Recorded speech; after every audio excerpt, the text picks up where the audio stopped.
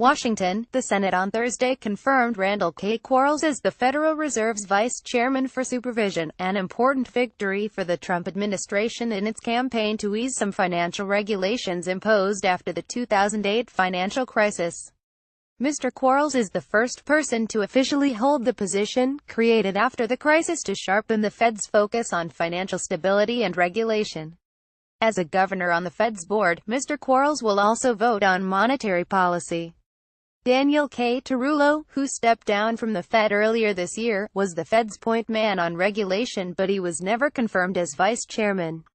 The vote, 6,532, ensures that the Fed will still have 4 governors on its 7-seat board after its vice chairman, Stanley Fischer, steps down later this month.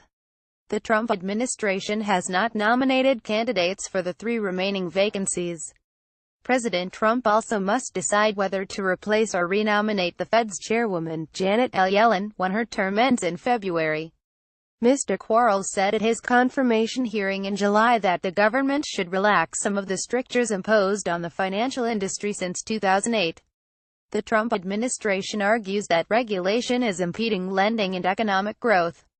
Regulatory policies enacted since the financial crisis have improved the safety and soundness of the financial system, Mr. Quarles said. But as with any complex undertaking, after the first wave of reform, and with the benefit of experience and reflection, some refinements will undoubtedly be in order. That view puts him at odds with Ms. Yellen, who gave a forceful defense of the new regulations in an August speech, saying that people were forgetting the lessons of the financial crisis and that the new rules had strengthened the financial system.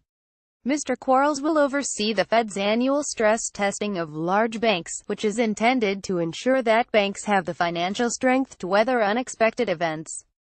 Those tests are critical to banks' ability to increase dividends and return capital to shareholders, since they must pass the test to get their capital plans approved. Mr. Quarles said in July that he favored disclosing more information about the tests, a step long sought by the banking industry but opposed by Mr. Tarullo, who warned that transparency could allow banks to game the system. "I do think the Fed can look at being more transparent about those activities and do it in a way that doesn't reduce the effectiveness of those tests," Mr. Quarles said.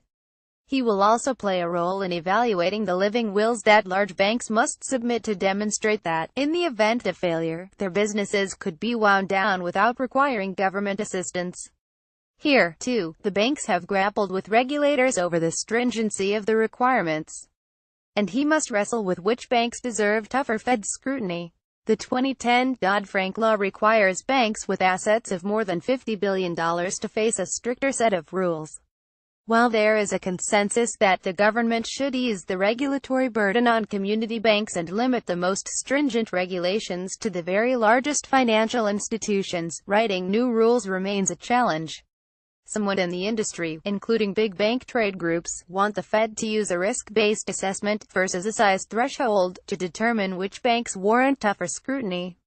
Other banks, particularly smaller regional firms, say the threshold should be raised to $250 billion from $50 billion. The Fed has already eased the qualitative provision of the stress tests on banks with less than $250 billion in assets.